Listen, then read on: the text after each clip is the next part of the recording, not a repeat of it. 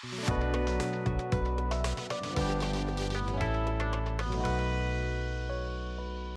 কোনো ডকুমেন্টকে zip folder করার জন্য প্রথমে সেই ডকুমেন্টটাকে সিলেক্ট করে নিতে হবে। আমি এখান থেকে সিলেক্ট করে নিলাম।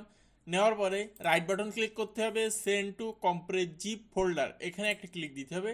দেওয়ার পরে দেখেন জিপ ফোল্ডার কিন্তু হয়ে যাবে। জিপ ফোল্ডারটাকে যদি ডাবল ক্লিক করে ওপেন করি, জিপ ফোল্ডারের ভিতরে কিন্তু সেই 4টা ডকুমেন্ট চলে আসছে। যে 4টা ডকুমেন্ট আমি জিপ ফোল্ডার করেছি সেই ডকুমেন্ট কিন্তু এই ফোল্ডারের ভিতরে চলে আসছে। এখন জিপ ফোল্ডারে পাসওয়ার্ড সেট করার জন্য প্রথমে আমাকে এটাকে ম্যাক্সিমাইজ করতে হবে। এই যে উপরে মেনুগুলো আছে, এখান থেকে 3 নম্বর যে মেনুটা আছে টুলস, এখানে একটা ক্লিক দিব। কনভার্ট অ্যাসিভ, এই সাব মেনু কনভার্ট অ্যাসিভ, এখানে একটা ক্লিক দিব। দেওয়ার পরে যে কম্প্রেশন, এখানে ক্লিক দিব।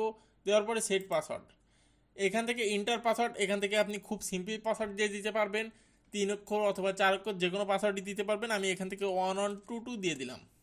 দেওয়ার পরে রি এন্টার পাসওয়ার্ড ফর ভেরিফিকেশন, এখান থেকে সেম পাসওয়ার্ডটি দিয়ে দিবেন। আমি এখান থেকে পাসওয়ার্ডটি দিয়ে দিচ্ছি।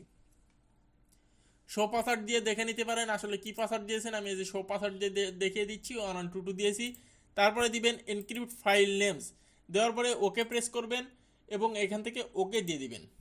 দেওয়ার পরে দেখেন একটি মেসেজ আসছে, are you sure you want to encrypt convert archives, এখানে যে অপশানটি আসছে এখান থেকে ইয়েস দিয়ে দিবেন। দেওয়ার পরে এখান থেকে ওকে দিয়ে দিবেন। দেখেন এখানে কিন্তু এই যে 100% কমপ্লিট এবং এখানে কিন্তু ডান লেখা চলে আসছে। এখন এটাকে আমরা ক্লোজ করে দিব।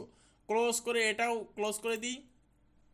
দেখেন এখানে কিন্তু দুইটা জিপ ফাইল আছে।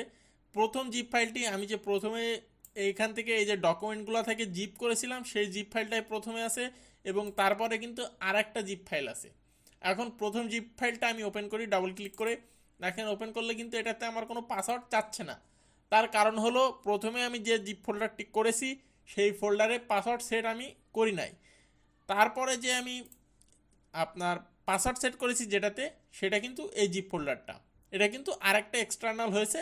এর ভিতরেও কিন্তু সেম ডকুমেন্টগুলো সবগুলোই আছে। আমি যদি এটা ডাবল ক্লিক করে ওপেন করি, দেখেন এটাতে কিন্তু পাসওয়ার্ড চাচ্ছে, বাট প্রথমটায় কিন্তু পাসওয়ার্ড চাচ্ছে না। আপনারা চাইলে যে প্রথম ফোল্ডারটাকে ডিলিট করে দিতে পারেন। আমি এখান থেকে ডিলিট করে দিলাম। দেওয়ার পরে এই যে দ্বিতীয় ফোল্ডারটি আছে সেটা যদি ডাবল ক্লিক করে ওপেন করেন সেক্ষেত্রে কিন্তু এই যে পাসওয়ার্ড চাবে ইন্টার পাসওয়ার্ড, আমি এখান থেকে পাসওয়ার্ডটি দিয়ে দিচ্ছি 1122 শো পাসওয়ার্ড দিয়ে দিলাম। দেওয়ার পরে যদি ওকে প্রেস করি, দেখেন এই যে জিপ ফোল্ডারের ভিতরে কিন্তু চলে আসলো এই যে 4টা ডকুমেন্ট। যে 4টা ডকুমেন্ট আমি প্রথমে জিপ ফোল্ডার করেছিলাম সেই ডকুমেন্টগুলাই কিন্তু এই যে লগ জিপ ফোল্ডারের ভিতরে কিন্তু চলে আসছে। দেখেন আবার আপনাদেরকে দেখায়, জিপ ফোল্ডারটাকে ডাবল ক্লিক করে ওপেন করি, দেখেন এখানে পাসওয়ার্ড চাচ্ছে। আপনি যদি এখান থেকে যে কোনো ভুল পাসওয়ার্ড দেন, ধরেন এই যে ভুল পাসওয়ার্ড আমি কিন্তু দিলাম, দেওয়ার পরে যদি ওকে প্রেস করি, দেখেন এখানে কিন্তু ইনকারেক্ট পাসওয়ার্ড, এখানে কিন্তু আপনার এটা জিপ ফোল্ডারটা ওপেন হবে না। সঠিক পাসওয়ার্ড যদি আপনি না দেন জিপ ফোল্ডারের ভিতরে কিন্তু আপনারা ঢুকতে পারবেন না। এই যে জিপ ফোল্ডারটা ওপেন হয়ে গেল। এখন জিপ ফোল্ডারে মূলত আপনার পাসওয়ার্ড সেট করার একটাই উদ্দেশ্য, আপনার অনেক ডকুমেন্ট থাকে, গুরুত্বপূর্ণ ডকুমেন্ট বা সফটওয়্যার, অনেক পেইড কোর্স থাকে বা অনেক পেইড সফটওয়্যার থাকে যেগুলো আপনার জিপ ফোল্ডার করে রাখলে ভালো হয়। তাহলে সহজে কেউ সেই ফোল্ডারটার বা সেই ডকুমেন্টটার অ্যাক্সেস নিতে পারবে না যদি আপনি জিপ ফোল্ডারটাকে পাসওয়ার্ড দিয়ে আবদ্ধ করে রাখেন। খুব সহজেই আপনারা জিপ ফোল্ডারটাকে খুব সহজেই পাসওয়ার্ড সেট করতে পারবেন। যদি ভিডিওটি ভালো লাগে অবশ্যই একটা লাইক দিয়ে নিচের কমেন্ট বক্সে আপনার মতামত জানাতে ভুলবেন না। দেখা হচ্ছে নতুন কোনো ভিডিওতে। Thank you so much. I've seen a lot of change, been through a lot of pain. Some things are not the same as they were a year ago.